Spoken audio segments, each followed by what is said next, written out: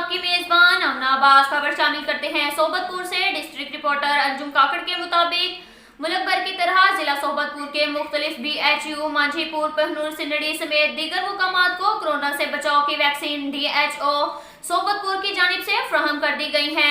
इस सिलसिले में BHU मांझीपुर में कोरोना वैक्सीन सेंटर के इंचार्ज अली नवाज खोसा ने एशिया 41 के नुमाइंदों से गुफ्तगू करते हुए कहा, जिली नाज़िम सेहत के दफ्तर से 100 लोगों की खातिर वैक्सीन फ्राहम की गई और इस वक्त तक 50 से ज्यादा लोगों को कोरोना वैक्सीन के इंजेक्शन लगाए जा चुके हैं।